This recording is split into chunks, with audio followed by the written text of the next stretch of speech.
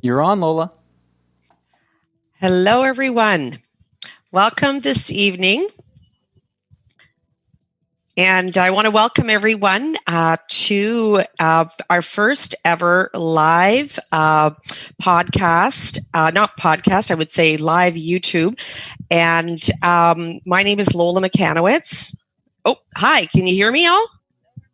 Oh, yes, we can hear you. You may want to mute yourself. Or you may want to mute the YouTube feed. Excuse me. Okay.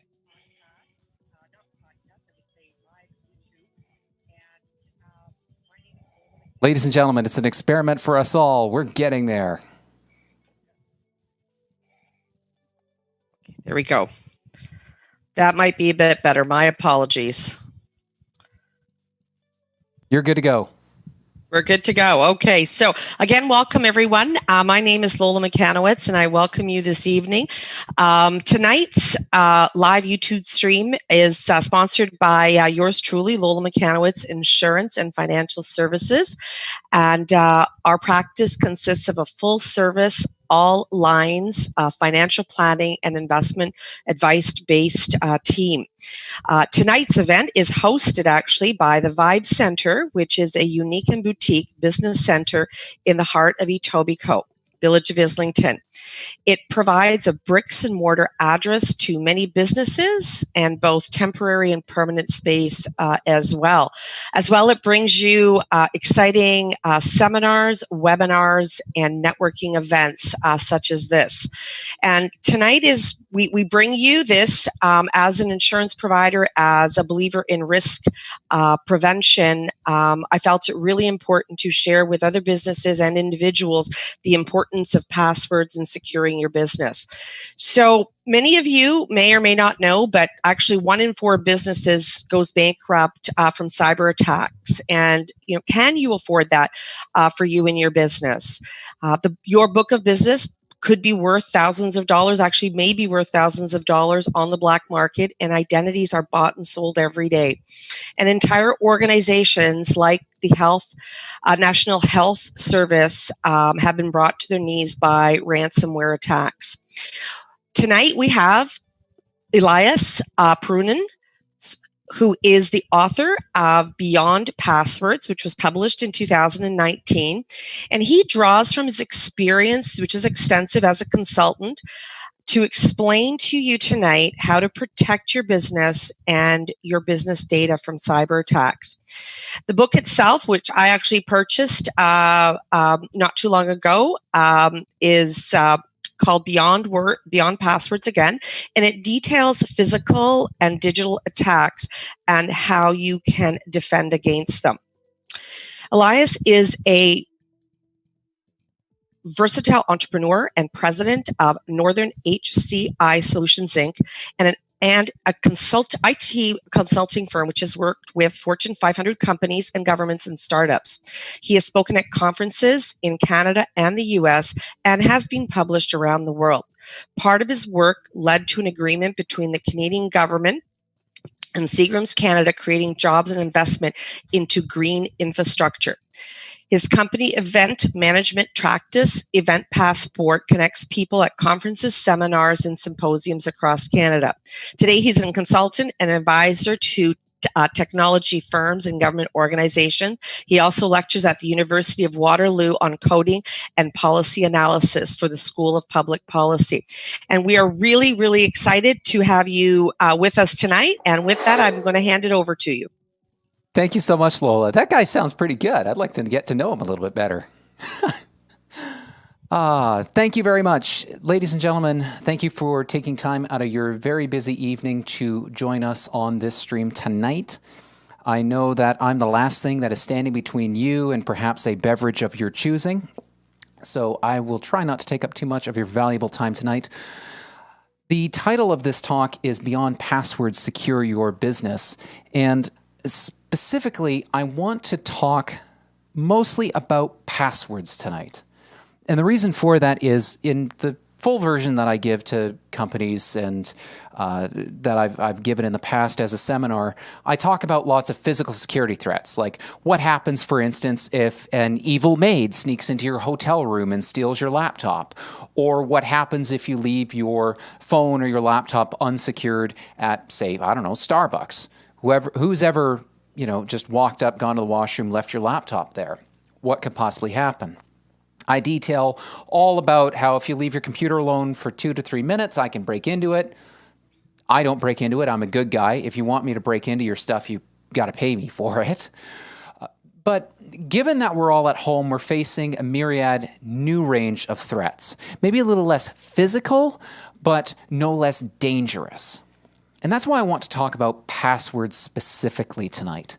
Because if you think about what is standing between the bad guys and all of your data?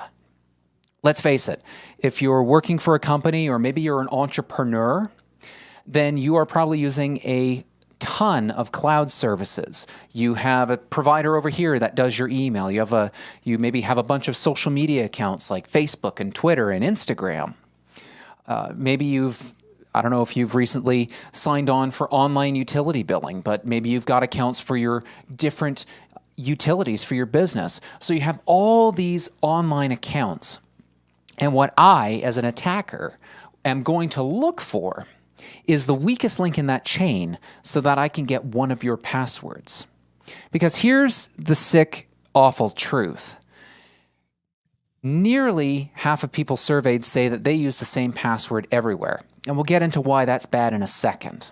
Well, why don't we talk about it real quick now, actually.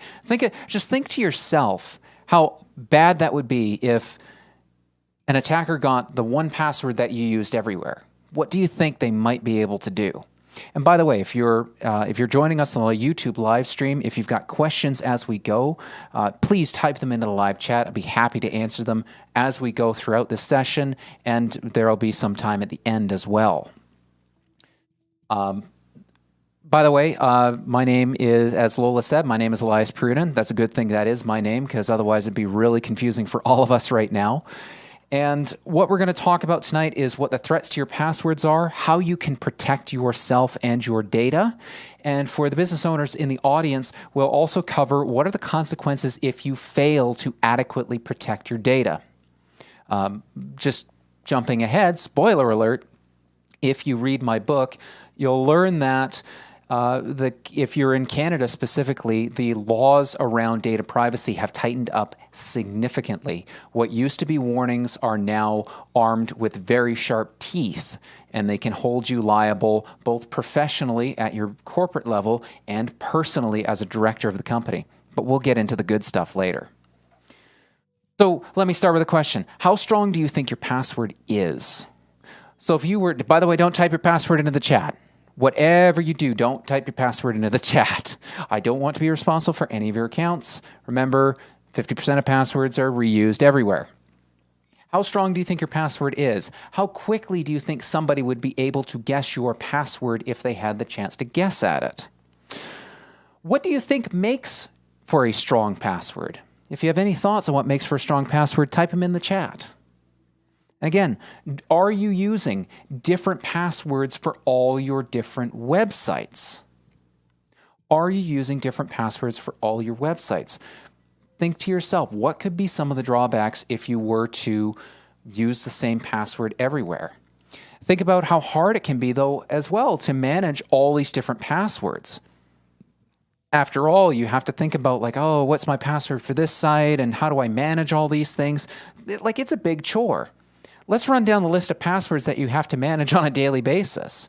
So let's say you've got your email password, your Facebook password, your Twitter password. That's just 3 right off the top. We're saying that all 3 of those have to be unique. Man, that's a big chore. We're going to talk about some ways that you can manage your passwords without having to make them all the same password or a variance of the same password. And another question I'd like to ask as well is, and I always ask this to my audience, is do you have a trusted expert on speed dial for your IT-related needs? And IT can be all-encompassing, ranging from, do you have somebody that you can call if, say, I don't know, You drop your laptop, or you spill water or coffee on your laptop. Who here has done that? Who do you call if all your data goes away? Who do you call if your accounts get hacked and you need to get access to that? Who do you call to help clean that mess up? Do you have somebody that you can call? My background, I started in this industry back, I don't know, I got my first computer at age 4. I've been more or less hacking away at this stuff ever since then. And I made a very good living in high school doing IT consulting for people at home. And so far be it from me to say, deprive a high schooler of that great experience. But, a high schooler might be good enough, or your cousin might be good enough for your computers at home. But when it comes to your business machines, when it comes to your line of business machines, do you have somebody that would drop everything at the first phone call and come help you out? Because how long would you be able to actually survive without that hardware, without access to your data? I remember I did a consulting gig for a financial company, oddly enough, Lola, a financial company that they were having email problems. Their email was up and down, and finally their email went down for a week. And they called me in, and suddenly my consulting fee was nothing compared to the lost revenues they had. But again, do you have that trusted expert on speed dial? So those are just a few things to think about as we get into this. So let's skip past all the physical threats, because there's lots of them. The fact that you're at home means that your devices are already a lot safer than they normally would be. As long as you got your devices on you, they're generally safe. Let's talk specifically about your passwords. And look at this. Remember before I said that out of 100 people surveyed, 50% said they use the same password everywhere? Turns out I got that stat wrong. It's actually almost 60%. Just think about that. Nearly 2/3 of people use the exact same password everywhere. And again, that's bad. Why? Well, I gave this example in a podcast a few months ago now. Imagine for a second I'm an attacker and I get access to one of your passwords, your email password, for instance. If I know that your email password is going to be the same as your banking password and I somehow get your bank card number, which chances are, if you're using online banking and there's anything coming and you've ever emailed your bank number to yourself through your email address, you get access to that. So I can take, if I get access to your bank card number and I've got your password, I can get into your banking. I can see the assets that you have under management. Maybe I can even do a little bit of identity fraud stuff, call up companies that manage some of your assets, get passwords reset. I've got control over your identity. If you're a high wealth individual, if I can piece together where you live and what assets you have, well, and I know that you've got a couple kids, well, hey, now I know how much as an attacker to ask for ransom. These are the real implications of having the same password everywhere. And you might think to yourself, oh, well, what have I got to hide? My life is not that interesting.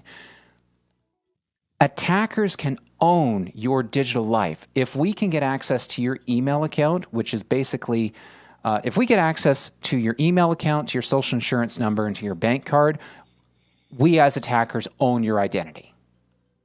Straight up. This is why it's important to use different passwords everywhere. Because as long as you use different passwords everywhere, if one of those passwords gets leaked, all you have to do is change that one account. The damage is limited to just your one account. So use different passwords everywhere that you go online. The example I'm about to talk about as well is one of the reasons why using a short password is a bad idea. And specifically, it has to do with when you use a short password on, say, your laptop. So if you've ever worked for a corporation, you might see you might get the prompt every couple of months. It's been 90 days, time to change your password. And you put in a password and you go, oh, it's not long enough. So you put in a slightly longer password and that goes, oh, it's not complex enough. So you throw in some fancy characters and call it a day. You might be wondering, well, why is it that we have to put passwords that are at least 10 characters, 12 characters, 14 characters? Here's the deal. If an attacker can get access to your laptop and download the password file that's on your laptop, or if they get access to just a whole bunch of passwords stored in a database somewhere, on contemporary hardware, on just a modern computer, it takes about 6 seconds to break an 8-character password. And again, that's using like a Best Buy computer. And I see in the chat here, but I have such a hard time remembering so many passwords. We're going to get to that. Trust me, we're going to get to that. There is a way for us to manage all these different passwords. But that's a great question, though. How do we manage all those passwords? And we're going to get to that. So having a short password is a weak password. It's a password that we're going to be able to break very quickly. Let's have a little bit of fun for a second. So we've surveyed 100 people. Top 3 answers are on the board. You all know how this works. This is one of my favorite game shows, Family Feud. What does everybody think the number 3 most common password? These are the top passwords of all time. Most common password as of end of 2019. Number 3 password was the first few letters of above the home row, QWERTY. Number 2 password, 1 through 9. Your name, good guess. Your name, actually, you'd be surprised how often somebody's name will get them into, it is actually used as their password. Another common password that gets attackers into systems all the time are passwords like the season with the year.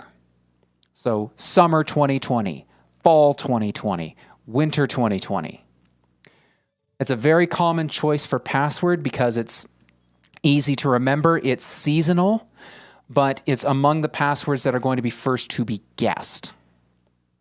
And the number 1 password as of last year, ladies and gentlemen, 1 through 6. That's right, a 6-character password that's only digits was the number 1 password. ABCDEGH is another voted top password. I believe that one was in the top 10. Another very common password is just running your finger across the home row, so ASDF. Some great passwords. So what I'm going to ask everybody to do tonight is to think about changing your password. You might also want to check out a service that is called, and I'll leave a link to this in the video description below as well. There's a fantastic service called Have I Been Pwned, PWNED. And what that service is say you're worried about if your account has been involved in a major security breach. For example, Google had a bunch of email accounts that were leaked. Bell and Rogers, they've suffered their own share of leaks. This is a website that you can put your email address into, and it will actually say, here are some security breaches that your email might have is confirmed to be a part of. So that you can at least say, you know what, do I need to change my password? Have I changed it since then? So haveibeenpwned.com, and we'll actually go and take a look at that. We should have time to take a look at that live, actually. So what I recommend everybody do after watching tonight's session, of course, go change your password. But I'm going to give you some rules to live by for changing your passwords. This is password education, ladies and gentlemen. Here we go. So when I say change your password, when the IT experts say change your password, what's the common advice that we give? Make it something that's easy to remember but hard to guess. Well, as we saw, just 1 through 0 is easy to remember. And you could argue, like, hard to guess for who? Generally, it's not a human being that is going to be guessing your password. It's going to be an attacker's computer, which means that you want to make your password very long. And in fact, I'm going to suggest, and most experts will suggest, that a long password, you'll want to think past the password. Think about a passphrase. Chain a couple of words together. Throw in a symbol or two at the end, and that is going to be stronger than the most complex 8-character password in the world. A long password is strong because once you get past about a 16-character password, it becomes basically impossible for computers to just scream through every combination and try every single combination of password. So you want to make something that's long but easy to remember, because you want to make sure that the idea is you don't want to have to write these down anywhere.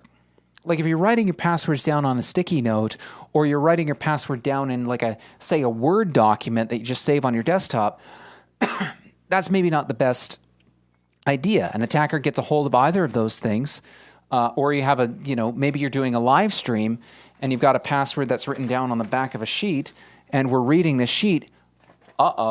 The password that was on the back of here now goes up for the entire internet to see. So you want to create a password that's long and easy to remember. Think about a passphrase, a couple of words strung together. Strong passwords are ones that you don't reuse across sites. If you use a password in one site, do not use it anywhere else. Now, your next thought might be, oh my God, we have all these different rules around passwords. I can't reuse the same password in multiple places. I can't, it's got to be long and but easy to remember, but hard for others to guess. Like, how do we actually manage these things? How do I make sure I'm not using the same password across multiple sites? Well, rhetorical question, I'm glad you asked. Because some of the strongest passwords are passwords you don't know. What do I mean by that? What I mean is use a password manager. A password manager is going to be your best friend in the fight against online identity theft and in the battle of keeping your data safe. A password manager such as LastPass is a place where all of your passwords are managed and kept. In fact, and the reason I like to talk about LastPass, just full disclosure, they're not paying me anything. I don't have a sponsorship agreement with them. If anyone from LastPass is on the call, by all means, hit me up. I'll shell for you guys. I have been using LastPass for a couple of years. I recommend it to all my clients. One of the reasons I love it so much is it actually has a browser plugin, so it works with Chrome, Edge, all the major browsers. And when you go to a website, say you go to log into your Gmail, it'll actually automatically fill in those passwords. The passwords are stored on LastPass's servers in a way that even if LastPass themselves are hacked, the hackers can't get to the passwords. They're stored in a very secure way. The convenience is fantastic. So you can have LastPass manage all your passwords. It'll even give you an alert if you use the same password on multiple sites. So every time you log into a site, it'll ask you, hey, do you want to save this password to LastPass? And if it sees that you're using the same password, or if it sees that the password you're using is weak, it'll actually come up with a yellow box and say, hey, this password looks weak. You might want to go and change it. I got a question in the chat here saying maybe use Norton Password Manager. Norton Password Manager, I'm actually not as familiar with that one. It's by Symantec, so they generally make good stuff. So in general, LastPass, KeePass, even some of the options that are built into browsers are pretty good. I really like LastPass just because it is a service that works across, and it also works across all my different devices. So once you get it installed I've got it installed on my laptop and on my main machine, and I've just got a really big, long password, like huge, I don't even know how many characters it is. I'm basically sweating and tired by the time I finish typing in my LastPass password. Also, I have one of the things I like about LastPass and some of these other services is you can set these password managers up, and you can also do this with some of your other accounts, so that you can do something called two-step or multi-factor verification. So what does that mean? That means when you log in using your username or password, that you'll get a text message or an alert on your phone with a 6 or 7 or 8-digit code that you have to enter into this app or enter into this website before you get access. If you've been using Apple's devices lately, you may have noticed that when you sign into your Apple account, you are also prompted on your phone, hey, somebody's trying to access your Apple account. Here's where they're accessing it from, and if it's you, hit allow, and here's the 6-digit key to punch in so that you can log into your Apple account. Another question that just came in through the chat, will this be placing all my eggs in one basket? You could definitely argue that in this case, one of the downsides to using a password manager is that if all of your passwords are in here and somebody gets your master password, you could be in trouble. This is why I use that 2-step multi-factor authentication. So in order to sign into LastPass, not only do I have to use my username and password and my really crazy long password, but the attacker also needs to get a hold of my phone, because I get an alert that goes to my phone and I actually have to punch in that 6-digit code that is regenerated once a minute in order to get access to LastPass. So basically the idea is we put a lot of security on LastPass, on your password manager, because chances are you're going to be able to remember one very long password a lot more easily than you're going to remember 20, 30, 40 passwords for other services. So yeah, absolutely. It could be, if you're using a weak password on your password manager, absolutely. It could be you could be in some trouble. But chances are you're going to be safer by using a password manager and a very long password on the password manager than you will be with trying to list and remember passwords on all the individual sites. The alternatives that I've seen to people using password managers have literally been some people will have sitting on their desk, just a book filled with passwords. Or even worse, they'll have a Word file or a text file on their computer that lists out all their passwords. You can imagine the issues you could get into as well if, say, you get hit with you accidentally open an attachment that's ransomware. It locks up all your files, and suddenly you can't get access to your password file without paying the attackers a giant sum of money. Or if you get a virus or some sort of malware on your computer that copies your files over to the attacker, and suddenly they have your password file. It's a lot less likely for that to happen if you're using a password manager. And specifically, I like LastPass just because of the different features it has. It's a very reasonable price. One other reason as well, and this is what I look for in a password manager, is, and Lola, you being on the insurance side, you could probably, maybe in the Q&A we can speak to this, but for LastPass and some other password managers, you can actually set up with the company a delegate that if you should become incapacitated or die or whatever, that you can set up a person who will inherit the account so that they can go and close out all of your other email, social media, all your other accounts. It's a trusted person, kind of like you would have an executor for your estate. It's almost like an executor for your digital identity. Look for that in your password manager service. Personally, I use LastPass. A lot of my clients use LastPass. They like it. It's simple. But what I would look for in a password manager is look for something that doesn't store the passwords locally, stores them on some server somewhere in a way that attackers can't get to it. Look for a password manager that has that multi-step verification. So whether it's a text message to your phone or you use an authenticator app so that you can to log into your password manager. Those are some of the tips to look for. And again, I cover a lot of those. I cover those same pieces of advice in the book as well.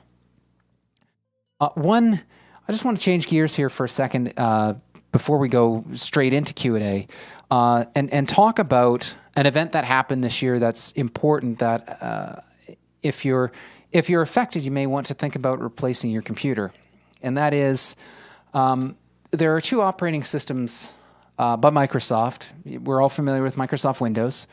There are two of the major operating systems Microsoft has are now no longer supported.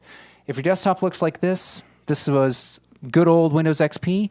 This has not been supported for a couple of years. But more importantly, as of this year, in January, Windows 7, so computers that were built sometime around 2008, 2009 to around 2011, 2012, if you're still running Windows 7, Windows 7 is now completely unsupported by Microsoft. And what this means is that there's no more security updates, there's no more patches. So if there are attacks in the wild for Windows 7, Microsoft is no longer patching them. And web browsers like Chrome and Firefox have basically said, we're going to stop supporting this at some point. So this is no longer a secure operating system to use and can put your digital identity at risk. So if you're still running a Windows 7 machine, definitely consider an upgrade to Windows 10. There are ways that you can do it without having to break the bank. It seems like we've found that with some clients, we've been able to upgrade them to Windows 10 using their Windows 7 license. So in most cases, people have been able to make that migration painlessly, and keeps you up to date with the latest stuff. Quickly, I'll just wrap up with some of the stuff that happens if you have a data breach.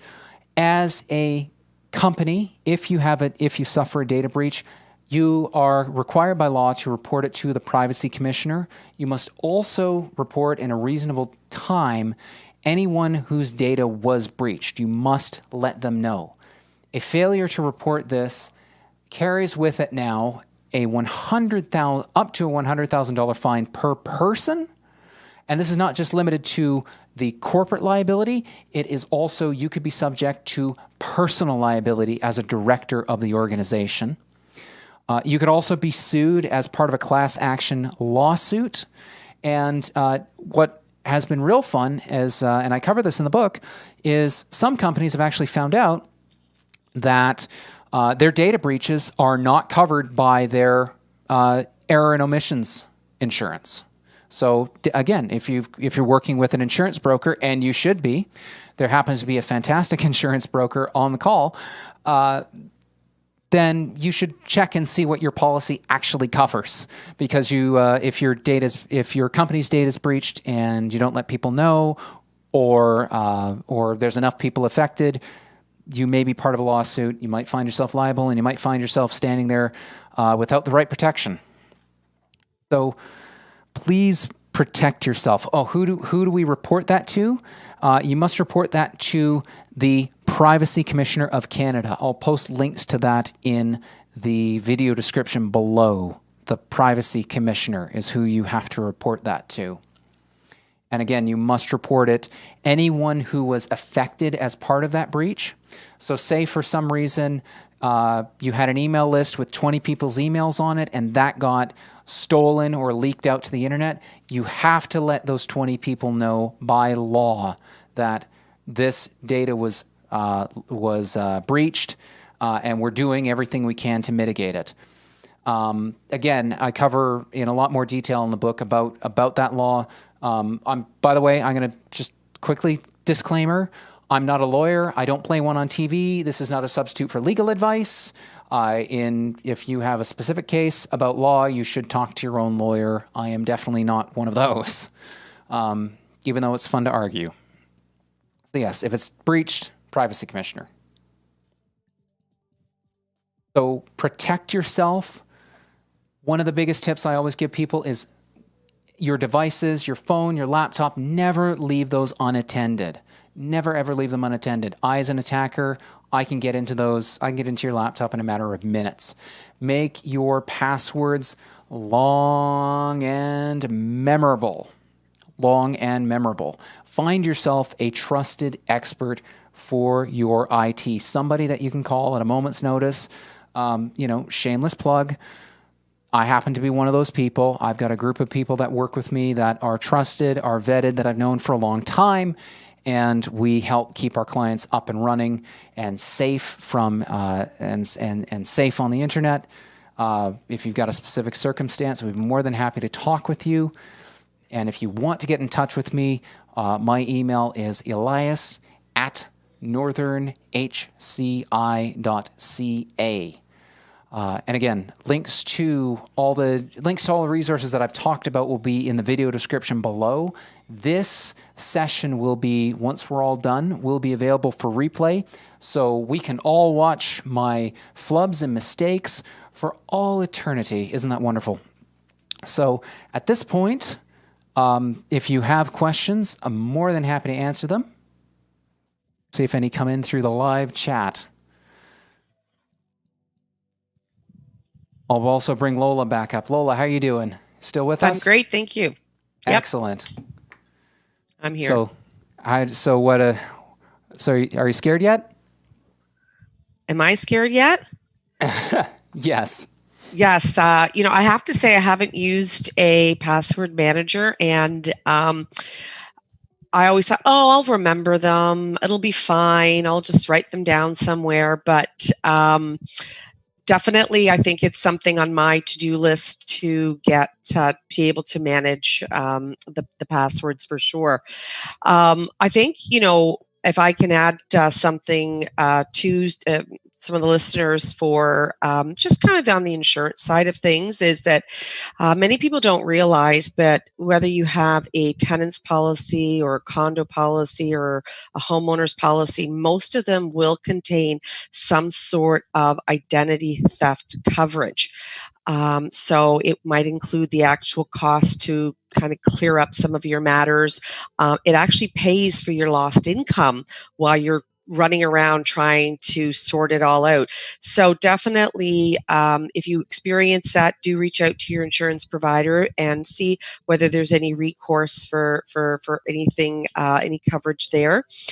And on the business side, cyber insurance isn't new, but it's fairly new in context to other types of insurance, such as fire insurance or liability insurance. And every business is going to be very, very different.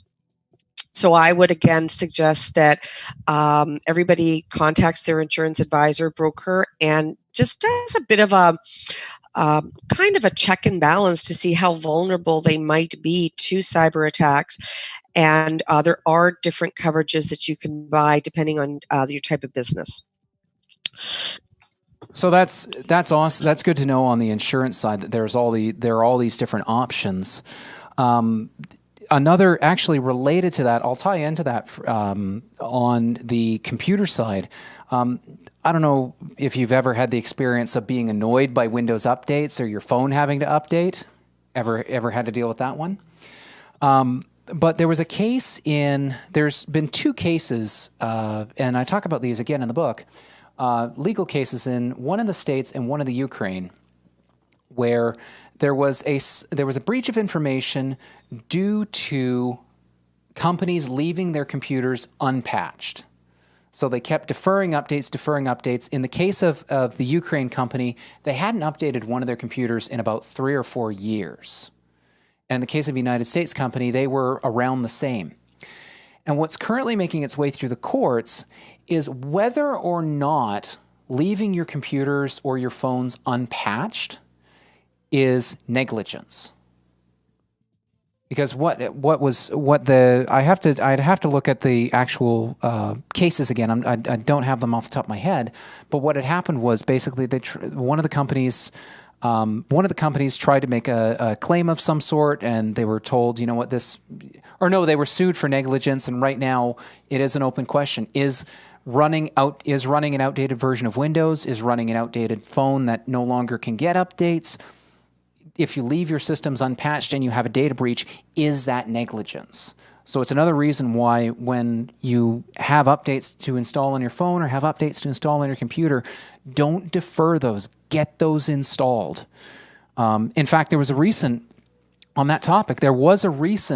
Windows patch that came out that was it was an out of band patch. It was released very quickly because what it was fixing was it was possible for attackers to basically modify a program to make it look like it was made by Microsoft or Symantec or any reputable company, even though it was malware.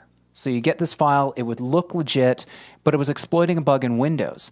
They patched that, so now when you download a program like that, it's fraudulently signed, it'll get caught. But there was a period of a couple weeks where if you didn't have this patch installed, you would have been vulnerable to that attack. So definitely keep your computers up to date and patched as well. Elias, we've got a question in the chat. Yes. Says these days there have been a lot of news about bank break-ins through the internet banking. Any tips regarding internet banking security?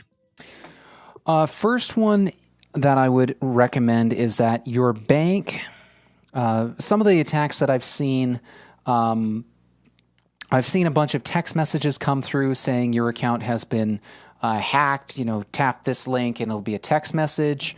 Phishing emails where it's impersonating the bank. I've seen a lot of those lately. And the biggest tip that I've got is you always want to make sure that and have got bookmarked the actual website of your bank and only ever access your bank through that known good website. If you get a link in an email or if you get a link from a text message, don't click on that. Make sure to go to the bank's actual web page or that page that you've got bookmarked and only access your bank through that. It can be very easy to stand up a web page that looks like the bank, but in reality, it just gets your bank card and your password and leaves you none the wiser, and then suddenly your account is empty. So, and by the same measure as well, another attack I've seen is you get a call from a organization saying we're the CRA, we're Royal Bank, we're insert your bank here, and we're just trying to verify something. Can you read off your bank card number, your social security, and they ask for all this information. What I always recommend is if you get a call that you're not expecting from your bank, hang up, find their actual 1-800 number. It'll be on the back of your bank card and call them back. If a web page gives you a phone number, if a web page or a text message you weren't expecting give you a phone number and say, call this 1-800 number, always verify that number actually belongs to the company. Just because the website says, call this 1-800 number doesn't mean it will be owned by that bank. Again, it's easy to stand up a web page that has a 1-800 number that goes to, God knows where. So, Elias, I got a question for you. What if someone doesn't trust or wish to use a password manager such as LastPass? What would you suggest as an alternative to be able to keep a record of that? Would there be an alternative that you might suggest? Would there be an alternative to using a password manager? Because the way that I look at it are there alternatives? There absolutely are. But are there alternatives that are as safe and secure as using a password manager? And that's where I have to say no, there are not. So you could very well have the separate hard copy book that you keep in a locked safe for sure. You could you could manage your passwords that way. One way which I talked about, which is not ideal, again, because if you especially now that we're all doing Zoom calls and we're all doing a lot more online streaming. If you've got that file of passwords that's on your computer, if that gets flashed or that gets leaked out to the internet, it's game over. So are there alternatives? Yes, but there are none as secure as using a password manager. Your best bet for managing your passwords as a password manager? So I've got another question, because it's interesting that you mentioned that these password managers have delegates. Helping a lot of my clients on the financial planning side and investment side of things. I do talk to a lot of clients with wills and power of attorneys, and I have over the last couple of years started to introduce and encourage them to ensure that they also have a list going for all their different accounts and different passwords, whether it's air miles, so that if it is the executor of their estate, they're going to have a much more easier time to find all of this. So I guess that's where I was alluding to, is that, how then should an individual let that delegate know whether, again, because it's obviously in the event of their passing or their inability to cope with that. So how would you say is the best way to inform people that there is a last password, that you are a delegate, that kind of thing? So that's an interesting area, that kind of that estate planning, because I've actually been on that end a couple of times now. I've had to manage my grandparents' affairs and get that straightened out. And I actually also got called into a case once where it was a family. The father had passed away very suddenly from a heart attack, and the family was basically just picking up the pieces. So I had to come in, basically break all the passwords on his laptop, recover as many of the accounts as we could so we can get them shut down. In that case, when you're talking about the estate planning, this is where writing passwords down might actually be an okay thing to do. What you may want to consider is you typically would have a safety deposit box at the bank for really important documents like your marriage certificate, property deed, that sort of thing. That can be a fantastic place to store at least the information and delegates for your password manager. Or if you want that extra little bit of security, and say, you know what, I don't want to use a password manager, but I still want to write all these passwords down and have them available for people to, for my family to close down my accounts. If you get them into your safety deposit box, either in physical written down form, or alternatively, if you've got a USB key of some sort. And this is actually a tactic that I've read about from a blogger by the name of Scott Hanselman. He actually recommends, and this is a tip that I love, is every 3 or 6 months, those critically important documents of yours, like driver's license, credit cards, really important passwords, shove them on a USB drive and get them to your safety deposit box at the bank. But again, make sure you have very strict controls over who can access that safety deposit box. You don't want anybody to just be able to get into it.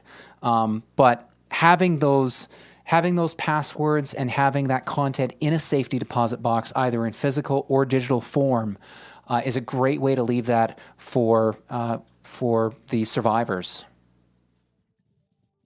Yeah, I would on the safety deposit box side of things, I would definitely want some of the listeners to ensure they check with their banks.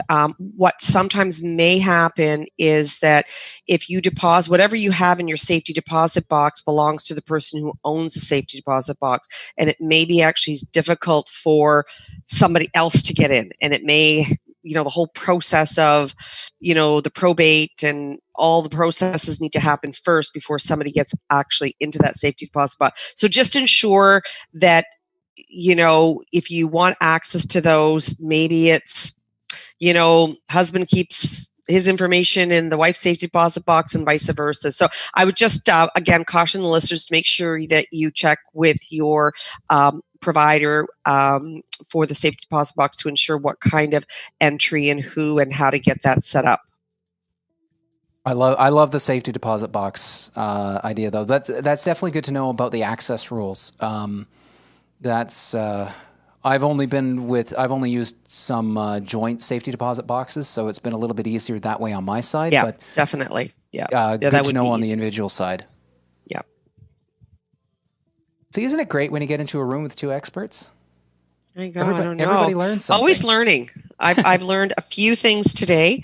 I've never thought of a pass chain. So a favorite, strung together a couple of words. So that was something new that I learned today. So thank you. You're very welcome. This has been a blast. I've had a ton of fun tonight. So I think the chat's gone a little bit silent here. So, I don't want to be the person that stands between everybody else and adult beverages. No. Yes. Is there any other questions? There again, like you said, I think the chat's gone a little quiet here.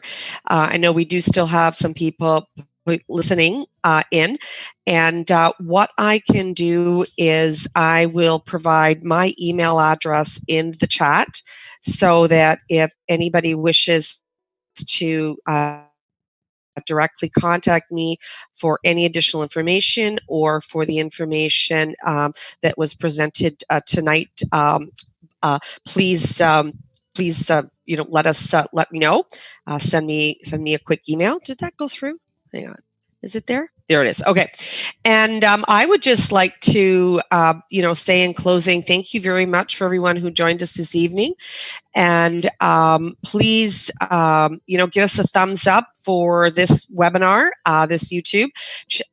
Also, please follow both of us on your various social media channels.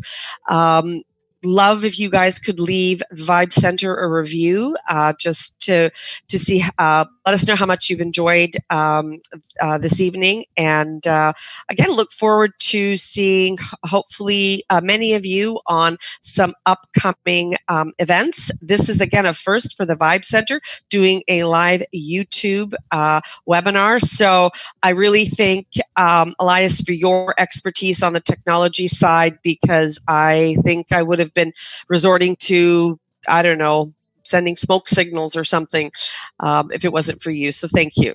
It's been an absolute pleasure. This has been a ton of fun. Thank you so much, Lola. Excellent. I guess we transition to our ending. So would you like me to wrap it up? Sure. Go take it away. So it's been an absolute pleasure, everybody on the internets. This will be preserved for all time, all eternity. Thank you so much for tuning in. Again, links to Vibe Center, Village of Islington Business Excellence Center is in the video description below. Links to Lola McCanowit's practice are in the video description below. Links to my own stuff, of course. If you want to learn more, you can find out about that. It's all in the video description. Just hit that expand button and learn away. Thank you so much for joining us. Have a wonderful evening. Stay safe out there, folks. Take care. Great. Bye, everyone. Good night. Good night.